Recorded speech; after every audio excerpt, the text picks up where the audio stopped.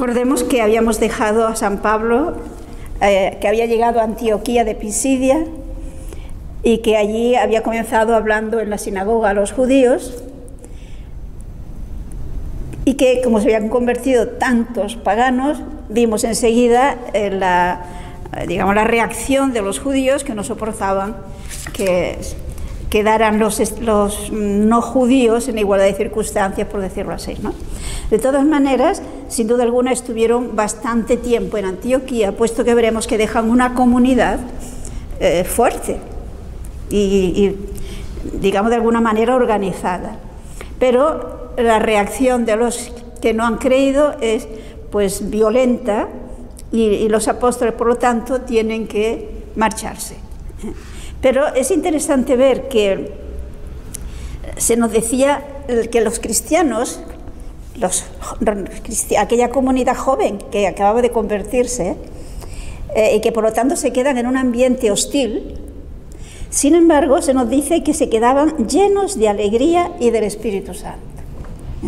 Y es importante esto porque fijémonos que es el efecto que produce la presencia del Espíritu Santo cuando se vive de fe. Estos cristianos sinceramente convertidos, aunque, repito, están en un ambiente hostil, sin embargo tienen el gozo, en la alegría del Evangelio de que se nos habla, ¿no? Y se nos dice, por lo tanto, que se marcharon Pablo y Bernabé a las poblaciones cercanas. En concreto, en primer lugar van a Iconio. Iconio es, digamos, unos 130 kilómetros al sureste de Antioquía, donde también nos encontramos que había una colonia judía. Iconio entonces estaba en la provincia romana de Frigia, y ese es el idioma que ellos hablaban, como lo veremos enseguida. Y igualmente San Pablo pues hace lo que ha hecho en Antioquía: primero predicar a los judíos. Vamos al capítulo 14 y leamos los versículos 1 al 7. En Iconio entraron del mismo modo en la sinagoga de los judíos y hablaron de tal manera que gran multitud de judíos y griegos abrazaron la fe. Pero los judíos que no habían creído excitaron y envenenaron los ánimos de los gentiles contra los hermanos. Con todo, se detuvieron allí bastante tiempo, hablando con valentía del Señor, que les concedía obrar por sus manos señales y prodigios, dando así testimonio de la predicación de su gracia. La gente de la ciudad se dividió, unos a favor de los judíos y otros a favor de los apóstoles. No sé si se han fijado que aquí Lucas llama apóstoles a Pablo y a Bernabé. Pero si se acuerdan, ni Pablo ni Bernabé habían formado parte del grupo de los apóstoles en tiempos de Jesús. Por lo tanto, vemos que el grupo de los 12 apóstoles no era un grupo cerrado. Se van incorporando otros. Y en este caso vemos que Pablo y Bernabé, sin ningún problema, les llama en varias ocasiones, Lucas les llama apóstoles, Pablo y Bernabé. Bien, entonces se han marchado, como digo, de Antioquía y llegan a Iconio. Y fijémonos que San Pablo no le ha desanimado la reacción de los judíos en Antioquía. El hecho de que los judíos les respondan con esa actitud agresiva. Él tiene muy claro que los judíos son los primeros que tienen, por decirlo así, derecho a recibir el Evangelio, porque son los que han aceptado y están preparados desde el tiempo de Abraham. Por lo tanto, son los que, en principio, lo normal es que sean ellos los que acogen el Evangelio. Ellos conocen el Antiguo Testamento. Luego, es lógico que acepten a Cristo, el Mesías, que había sido anunciado en el Antiguo Testamento. Y por eso recordemos que cuando el discurso de San Pablo en Antioquía fue demostrar que efectivamente Jesús era el Mesías prometido, o sea, partiendo de los textos del Antiguo Testamento. Pero repito, ante el rechazo violento no se desanima San Pablo y llega a Iconio y hace lo mismo. Espera el sábado y llega a la sinagoga en el momento del culto que se hacía. Y aquí nos encontramos que también hay judíos y griegos, es decir, judíos de raza y paganos que ya o se han hecho judíos o son simpatizantes. Pero no se nos habla de que haya judíos y griegos. Bajo la denominación de griegos se refiere a los no judíos.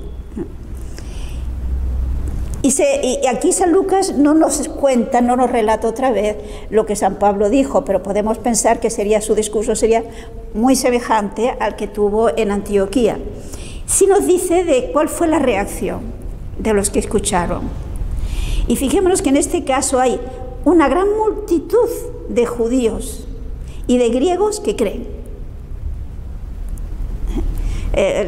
Reciben la gracia, escuchan a los apóstoles y creen en Jesucristo. Pero enseguida se produce la reacción violenta de los que no han creído. No sabemos si eran muchos o pocos. Pero estos no se conforman con rechazar ellos personalmente a Cristo y rechazar personalmente la predicación de los apóstoles. Es curioso fijarse que ante Cristo no se queda nadie indiferente. O acepta a Cristo en su vida o lo rechaza frontalmente.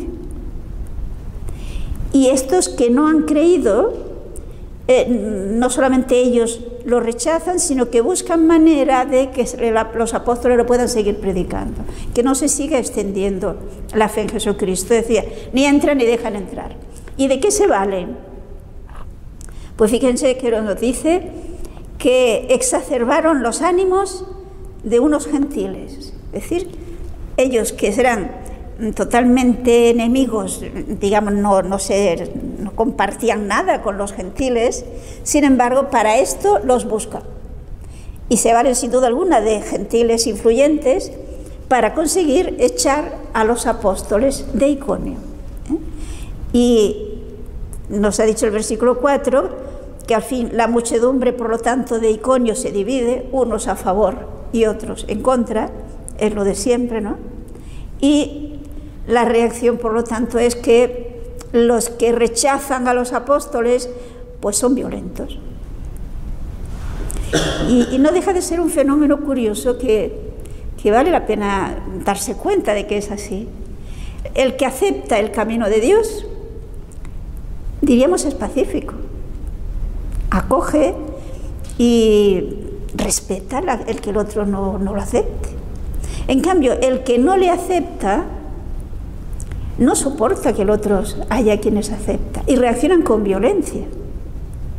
Podríamos decir que aquí tendríamos una señal de quién realmente está actuando de acuerdo con Dios y quién no está actuando de acuerdo con Dios. En tantas ocasiones, ¿no? Esa reacción violenta nunca viene de parte de Dios. Vamos a seguir los versículos 5 al 7. Como se alzasen los judíos y gentiles con sus jefes para ultrajarles y apedrearles, al saberlo huyeron a las ciudades de Licaonia, a Listra y Debre y sus alrededores, y allí se pusieron a anunciar la buena nueva. Vemos que se produce lo que podríamos decir era inevitable. Logran un tumulto con ese grupo de paganos influyentes que consiguen de esta manera lanzarse, ofender, ultrajar, y tenían la intención de apedrear a los apóstoles. Y tal como había dicho Jesús, si se acuerdan, Jesús dijo, cuando os expulsen, cuando nos quieran en un sitio, iros a otra ciudad, ¿no? Pues los apóstoles no hacen problema, se marchan antes de que le apedreen, puesto que se dieron cuenta de las intenciones. Y entonces aquí se nos habla brevemente que se marcharon a la zona de Licaonia, en concreto a las ciudades de Listra y de Derbe. Y allí siguen predicando el Evangelio. Es decir, no se desaniman. Tienen esas reacciones, se encuentran con el enfrentamiento y que tienen que ponen en peligro su vida una y otra vez. Y ellos Esto no les hace pensar, pues bueno, ya está, nos vamos a casa, no. Y podríamos plantearnos, ¿y por qué? ¿Por qué Pablo y Bernabé no se desaniman y no se van a otro sitio, es decir, no se van y dejan de predicar? ¿Se acuerdan en una de sus cartas? San Pablo dirá, ¡ay de mí si no predicar! ¿Y por qué tiene esa urgencia? ¿Por qué le urge? Recuerden que el mismo San Pablo nos lo dirá. Podemos buscar en la carta a los Gálatas, en el capítulo 2, el versículo 20. Y no vivo yo, sino que es Cristo quien vive en mí. La vida que vivo al presente en la carne, la vivo en la fe del Hijo de Dios que me amó y se entregó a sí mismo por mí. Si observemos que aquí él mismo nos dice qué es lo que lo mueve, lo empuja para seguir constantemente sin desanimarse en su predicación. Y es que él se siente, ha experimentado que Cristo le ha amado hasta el extremo de dar su vida por él. Cristo me amó y se entregó por mí. Por lo tanto, él vive para responder a ese amor. En otro lugar dirá, el amor de Cristo nos constriñe, nos apremia, nos empuja.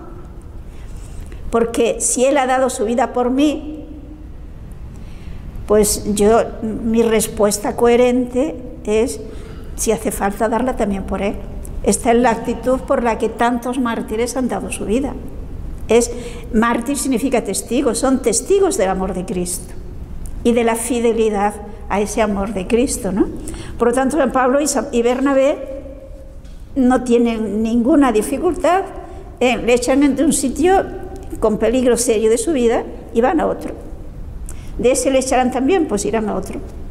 Pero ellos van anunciando a Cristo, y van anunciando a Cristo precisamente porque saben que Dios quiere que todos los hombres se salven y lleguen al conocimiento de la verdad, lo dice San Pablo a Timoteo. Y por lo tanto, es verdad que Dios podría actuar sin necesidad de nosotros, pero quiere contar con nosotros.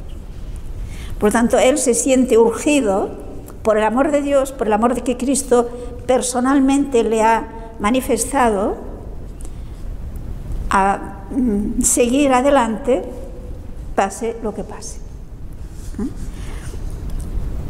Quizás cuando nosotros nos desanimamos será porque no hemos experimentado ese amor de Cristo, no estamos convencidos. Pensamos que Cristo, pues mira, sí, murió para entonces, pero Él no me conoció a mí. Yo, ¿quién soy? Un puntito en el mundo, mi vida no tiene importancia, yo no estoy, y a mí personalmente Cristo no ha dado su vida por mí. Pero fijamos que mientras pensemos así, difícilmente podremos ser auténticos cristianos. Porque la vida del cristiano es una respuesta al amor de Cristo, al amor personal de Cristo. Y como decía el Papa Benedicto, la vida cristiana auténtica comienza no cuando acepto unas verdades o comienza a tener unas prácticas, sino cuando he tenido un encuentro con Cristo que me amó y se entregó por mí. Y esta es la reacción de Pablo ante esa experiencia personal del amor de Cristo, ¿no? Por lo tanto, tenemos a Pablo y Bernabé que se han marchado a Listra y a Derbe. Vamos a seguir leyendo los versículos ahora, el 8 al 10. Había allí sentado un hombre tullido de pies, cojo de nacimiento y que nunca había andado. Este escuchaba a Pablo que hablaba. Pablo fijó en él su mirada y viendo que tenía fe para ser curado, le dijo con fuerte voz: «Ponte sobre tus pies». Y él dio un salto y se puso a caminar. Bueno, se fijan que aquí en Listra no va a la sinagoga. ¿Y por qué? Pues porque en Listra no había comunidades judías. Posiblemente no tenían sinagoga. Había algunos judíos, porque luego veremos que Timoteo es de Listra. Pero aquí vemos que San Pablo predica a los paganos y nos encontramos con que entre los que le están escuchando hay un hombre que es cojo desde el seno de su madre, un cojo de nacimiento, por lo tanto nunca había andado. Pero este está escuchando a Pablo. Y se nos dice que Pablo se lo quedó mirando y vio que tenía fe para ser salvo. ¿Qué quiere decir con esto?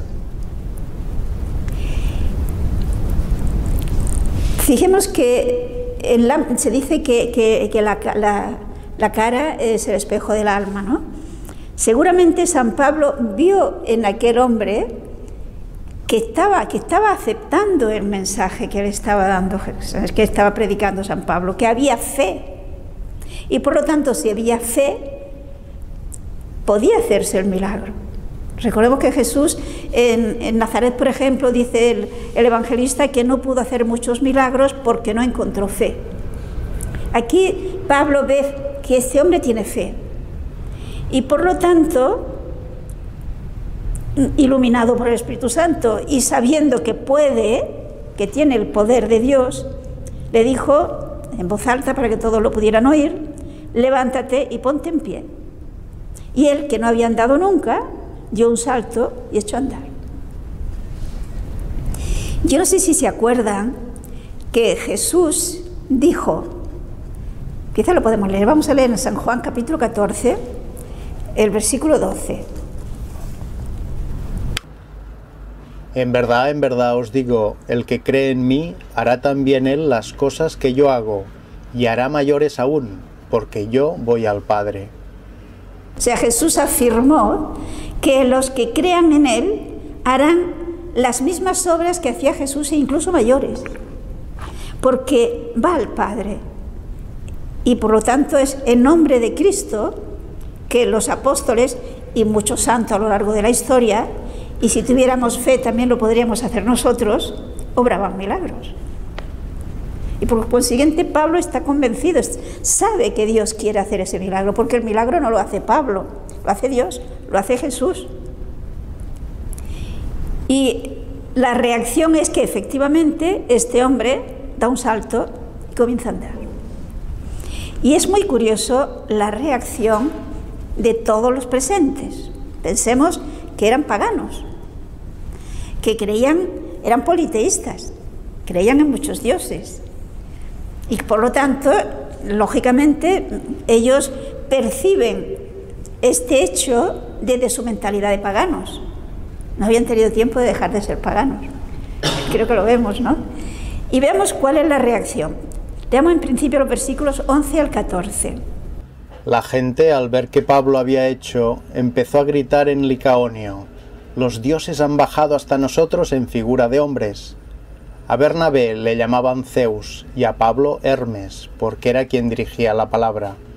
El sacerdote del templo de Zeus, que hay en la entrada de la ciudad, trajo toros y guirnaldas delante de las puertas, y a una con la gente se disponía a sacrificar.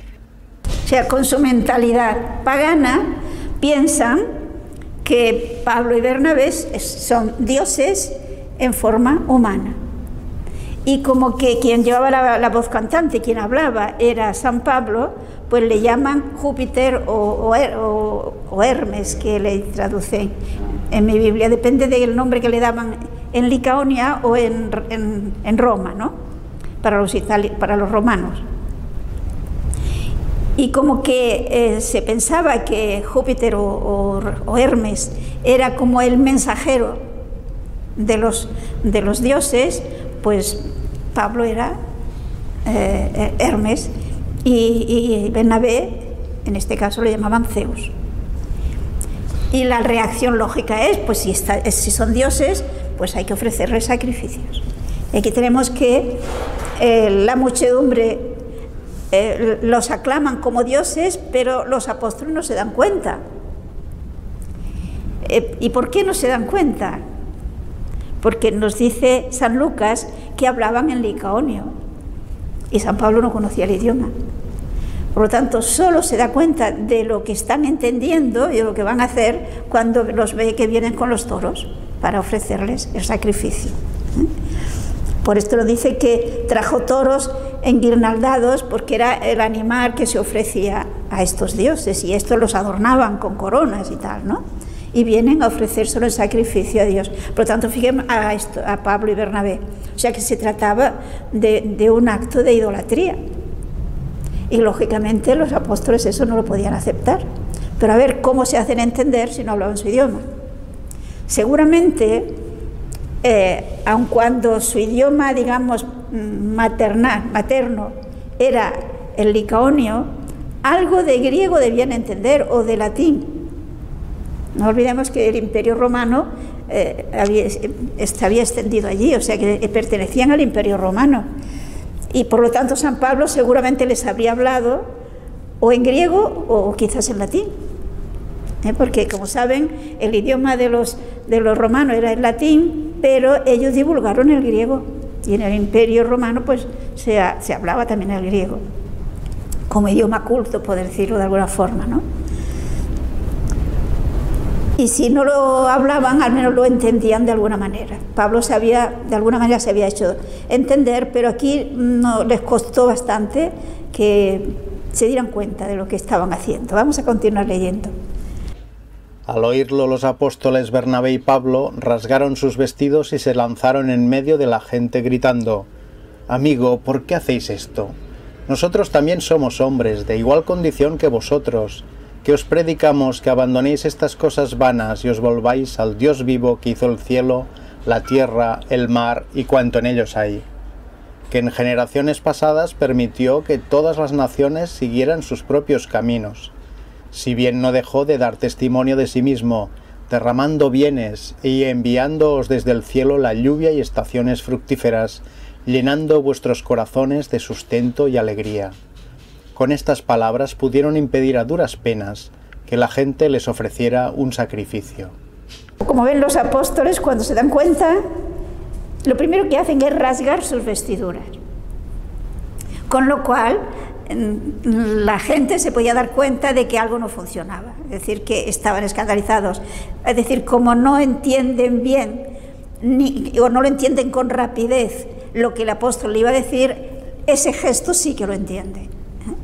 Y fijémonos el argumento que emplea San Pablo.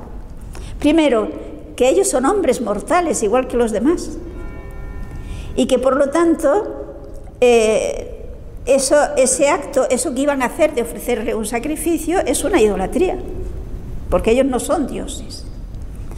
Pero además les hacen ver que precisamente a lo que ellos vienen, lo que ellos les quieren enseñar, y que precisamente por eso se ha obrado ese milagro, es que dejen de dar culto a los dioses que no son dioses. Ellos le vienen a hablar del Dios vivo. Fijémonos en esta insistencia.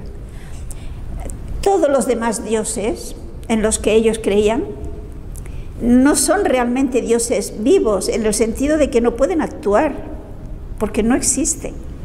En cambio, el Dios que él le predica es ese Dios que realmente es vivo y que por lo tanto es el que ha creado el cielo y la tierra y todo cuanto hay en ellos. Es decir, observemos que lo que insisten es en hablarle en Dios creador.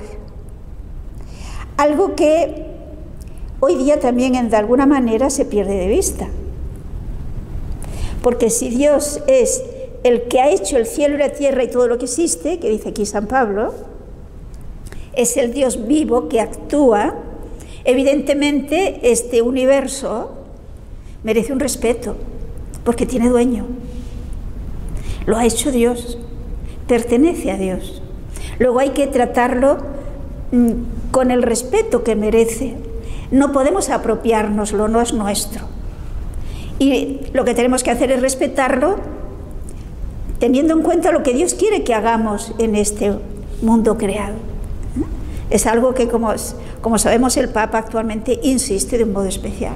Y nuestra sociedad, las personas que tienen dos dedos de frente, también insisten. Que el mundo no es nuestro, que el mundo tiene dueño y que el mundo merece un respeto. Y merece una delicadeza, merece cariño. Y que insiste además también que ese Dios que ellos no conocen, sin embargo, no los ha abandonado. También a través de ese mundo creado ha dado testimonio de él.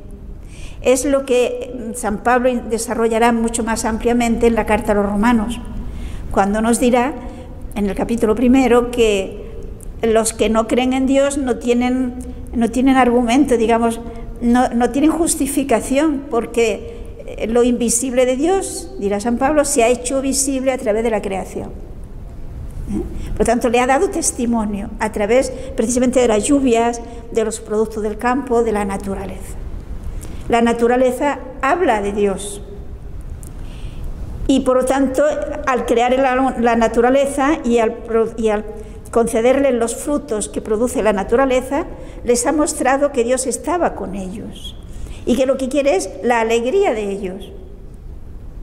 Es interesante este detalle, porque nos dice que ha hecho la dispensación de los cielos y de las lluvias y las estaciones fructíferas, llenando de alimentos y de alegría vuestros corazones. Eso es de Dios. Es Dios el que quiere nuestra felicidad, y por eso nos da los alimentos que necesitamos y nos da las bellezas de la creación que nos dan alegría y nos da el agua, etcétera, etcétera. Nos dice San Lucas que, sin embargo, a pesar de todos estos argumentos y de todas estas reacciones, todas estas actitudes de los apóstoles, a duras penas consiguieron que la muchedumbre no les ofreciera sacrificio. O sea, fijémonos lo que es la mentalidad de masas, porque ahora veremos con qué facilidad cambia. De momento les toman por Dios y, hemos dicho, le quieren ofrecer culto como a tal.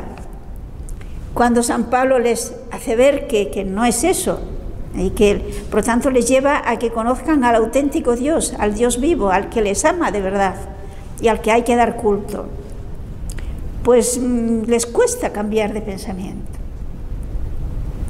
No le ofrecen el sacrificio porque han visto la reacción de ellos, pero podríamos decir no los convenció, aunque sin duda alguna hubo un grupito que sí, que creyó. Y que esta masa que no se ha acabado de convencer, que no ha creído en el Dios vivo, es fácil lo que veremos a continuación. Podemos seguir desde el versículo 19 al 21. Vinieron entonces de Antioquía e Iconio algunos judíos, y habiendo persuadido a la gente, lapidaron a Pablo y le arrastraron fuera de la ciudad, dándole por muerto. Pero él se levantó y, rodeado de los discípulos, entró en la ciudad. Al día siguiente marchó con Bernabé a Derbe. Habiendo evangelizado aquella ciudad y conseguido bastantes discípulos, se volvieron a Listra, Iconio y Antioquía. O sea, esta misma masa que lo ha tomado por Dios, curiosamente los de Antioquía, fijémonos que había unos 130 kilómetros entre Antioquía y Derbe, Iconio, pero se han enterado cómo ciertamente estarían una temporada larga en Iconio, pero cuando se enteran los de Antioquía no soportan que puedan estar predicando en Iconio. Y eso que en Iconio, como digo, no era judíos, era paganos. Y estos revoltosos, intransigentes, llegan y consiguen amotinar a esa muchedumbre voluble. Es lo tremendo, cuando la gente se siente masa, no hay reflexión y son muy fácil de manipular. Y consiguen que estos arrastren a San Pablo fuera de la ciudad y fijémonos que lo apedrean y piensan que lo han matado, lo dan por muerto. Y bueno, ya se van tranquilos. Pero la providencia, ¿cómo vela? Se nos dice que en realidad no estaba muerto. Seguramente hubo una intervención especial de Dios, aquí no podemos suponerlo, ¿no? Entonces los discípulos a los que habían creído le rodearon, le cuidaron y Pablo se pudo levantar y entró en la ciudad, pero lógicamente no se podía quedar allí. Por lo tanto, se marcha a Derbe, era otra ciudad de aquella misma zona. Es curioso lo que dirá San Pablo, podemos leerlo en la segunda carta a Timoteo, que nos habla de esta de esta predicación aquí, la segunda carta a Timoteo en el capítulo 3, vamos a leer desde el versículo 10 al 12. Tú, en cambio, me has seguido asiduamente en mis enseñanzas, conducta, planes, fe, paciencia, caridad, constancia, en mis persecuciones y sufrimientos, como los que soporté en Antioquía, en Iconio, en Listra. ¿Qué persecuciones hube de sufrir? Y de todas me libró el Señor. Y todos los que quieran vivir piadosamente en Cristo Jesús sufrirán persecuciones. O sea que fijémonos lo que Pablo, recordando, esto lo escribe unos cuantos años después, ¿no? Recordando su experiencia que estamos viendo ahora en Antioquía, en Iconio, en Listra y en Derbe, le recuerda a Timoteo que él ha sido testigo de esto. No olvidemos que ya lo veremos, Timoteo era de Listra y por lo tanto lo ha visto de cerca, ha visto su paciencia, ha visto sus persecuciones y de un modo especial fijémonos que habla de las persecuciones que sufrió en Antioquía, en Iconio y en Listra. Y afirma que todo el que aspira a vivir piadosamente en Cristo Jesús, sufrirá persecuciones. Es decir, las persecuciones, podríamos decir, son inherentes a la fe cristiana. Muchas veces esas persecuciones no serán violentas, como esta que sufrió San Pablo, pero hay muchas maneras de persecución. Hay también la manera de una actitud de desprecio, de sonrisita burlona, de tantas otras formas. Y por lo tanto, fijémonos que esto nos dice que el hecho de sufrir persecuciones no nos debe amargar, no nos debe desanimar, sino todo lo contrario. Dice el Señor en la bienaventuranza, bienaventurados cuando os persigan y os insulten, etcétera, etcétera, por mi nombre, porque señal de que sois auténticos cristianos. Por lo tanto, eso más bien tiene que darnos ánimo de decir, voy por buen camino. Si todo el mundo hablara bien, mal asunto.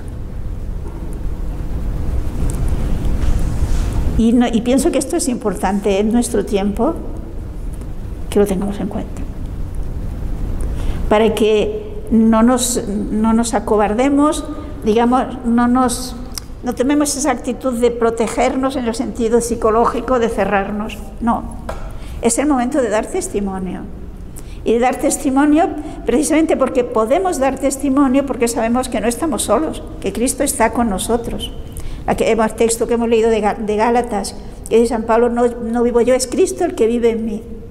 Y como es Cristo el que vive en mí, sabemos que no vamos a fracasar. Y por lo tanto, esto no puede ser motivo para desanimarnos.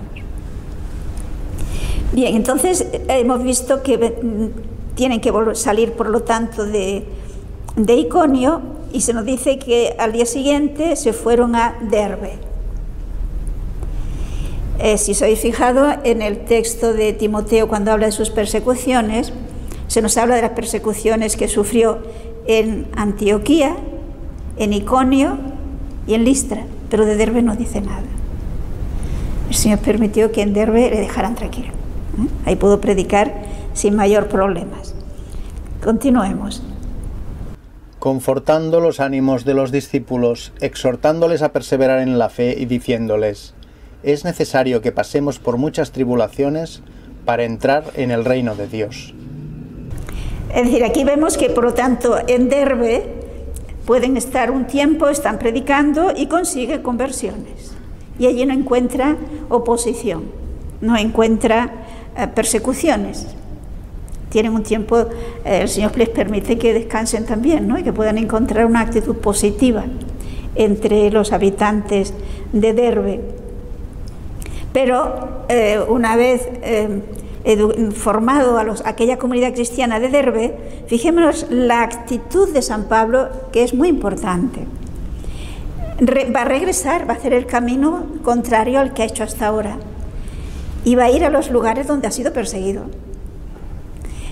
Pero ¿por qué pasa por aquellos lugares? Fijémonos que ahora cuando va a Listra, a Iconio y a Antioquía, no va para hablar a los otros, sino que va para encontrarse con los cristianos y para formar a fondo a los cristianos. Porque Cuando hay conversiones, hay el entusiasmo quizás del momento de la conversión, pero lo importante es la formación a fondo, porque cuando no hay una formación a fondo de lo que significa ser cristiano, fácilmente podemos cambiar y es muy fácil que lo que había vivido anteriormente salga con fuerza y anule el Evangelio.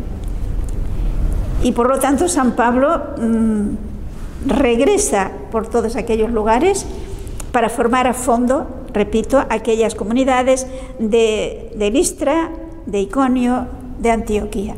Pero además hace algo más en esas comunidades. Además de confirmarlas en la fe, de exhortarles a que hay que permanecer en la fe en medio de las tribulaciones, que son inherentes, que pues ya hemos dicho, también nos dice que les constituyó presbíteros.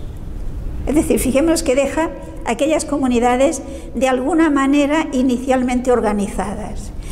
No se nos dice que nombren ningún obispo, es decir, no hay una diócesis. Es un grupo de ciudades en las que al frente de cada comunidad hay un sacerdote, con lo cual les asegura pues el poder recibir los sacramentos, la Eucaristía, la penitencia, etc., ¿no?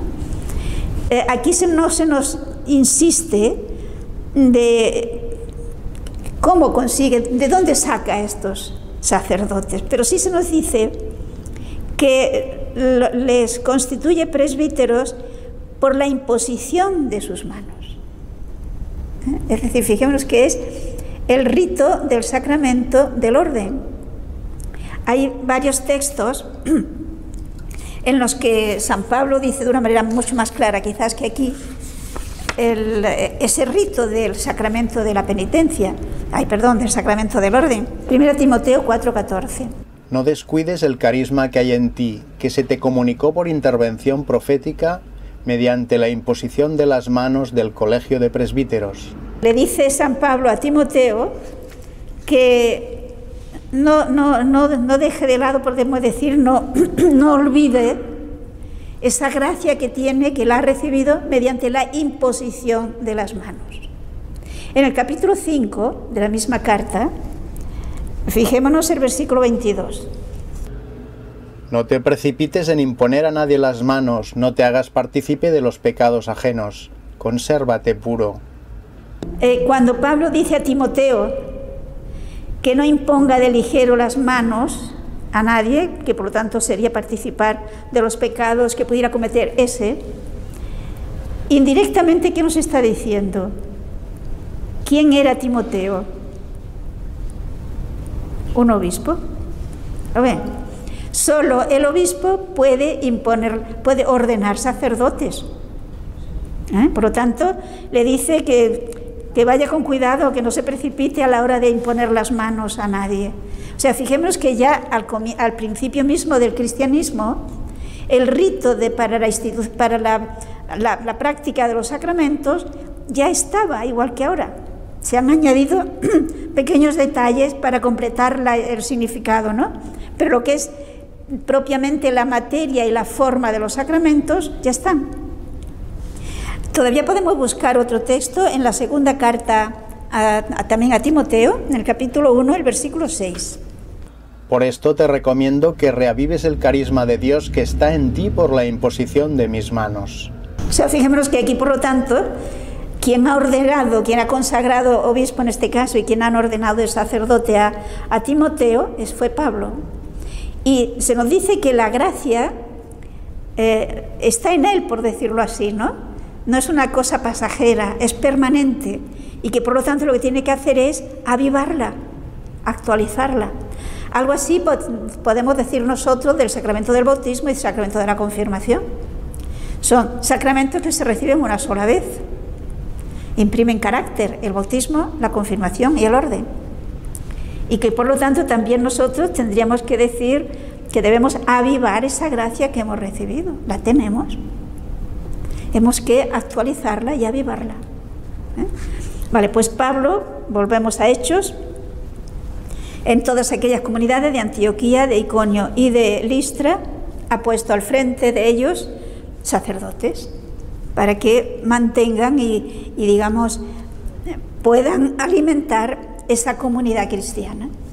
Y seguramente también pues podrían bautizar a nuevos, podrían seguir predicando y extendiendo el Evangelio. Continuemos, versículos 23 y 24. Designaron presbíteros en cada iglesia y después de hacer oración con ayunos, los encomendaron al Señor en quien habían creído. Atravesaron Pisidia y llegaron a Panfilia, predicaron en Perge la palabra y bajaron a Talía. Allí se embarcaron para Antioquía, de donde habían partido, encomendados a la gracia de Dios para la obra que habían realizado.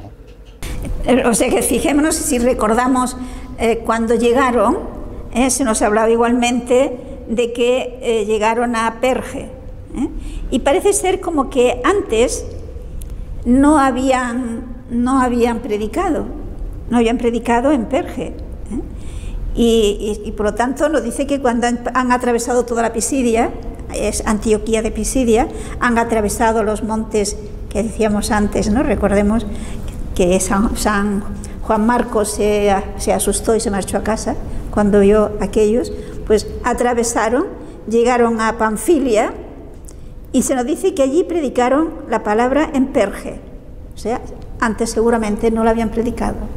Y entonces probablemente, Perge tenía un puerto fluvial, pero donde embarcan es en Atalía, donde hay un barco de donde ya podrán navegar hasta volver nuevamente a Antioquía de Siria. O sea, terminan con ello este primer viaje apostólico, primer viaje misionero que han realizado. Y fijémonos que vuelven igual una vez más a Antioquía de Siria, digamos, a encontrarse con la comunidad que le envió. Psicológicamente, fijémonos que aquí ellos pueden desahogarse, contar sus experiencias, fortalecerse una vez más con la fe de los hermanos y de ahí luego podrán otra vez continuar. Pero humanamente hablando necesitamos ese apoyo, esa acogida, y es lo que hace San Pablo. Podemos continuar leyendo y terminamos el capítulo. A su llegada reunieron a la iglesia y se pusieron a contar todo cuanto había hecho juntamente con ellos y cómo había abierto a los gentiles la puerta de la fe, y permanecieron bastante tiempo con los discípulos. Pueden contar ampliamente a esta comunidad de Antioquía su experiencia, la experiencia de unos misioneros que han tenido pues no pequeñas peripecias, pero también mucho éxito. Han podido formar comunidades cristianas. Y vemos que esto a la comunidad cristiana de Antioquía es motivo de gozo, es motivo de alegría y de alabar a Dios. Porque son, y esto es importante que nos veamos, son hechos no que los ha hecho, todos esos milagros y todas aquellas conversiones no eran fruto de Pablo y Bernabé, eran hechos de Dios a través de ellos. Es la conciencia de que aquello que dirá Jesucristo en el Evangelio de San Juan, en el capítulo 15, sin mí no podéis hacer nada, pero con Él podemos dar mucho fruto. Pues entonces tiene conciencia de que son obra de Dios, es Dios el que ha hecho que florezca la fe en todas aquellas comunidades y el que les ha dado luz para hablar, fuerza para soportar las dificultades y eficacia en toda su predicación y en todo su testimonio.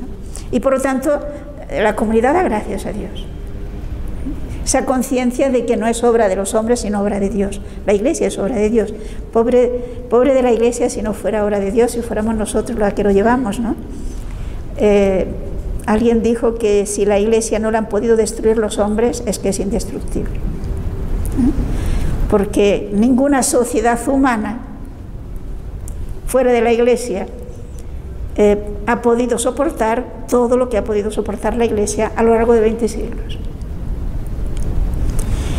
Como consecuencia vemos, y terminamos aquí, que los apóstoles Pablo y Bernabé pues se quedaron un tiempo en Antioquía, descansando, reforzando su fe y seguramente, esto no lo podemos dudar, predicando en Antioquía y aumentando el número de cristianos.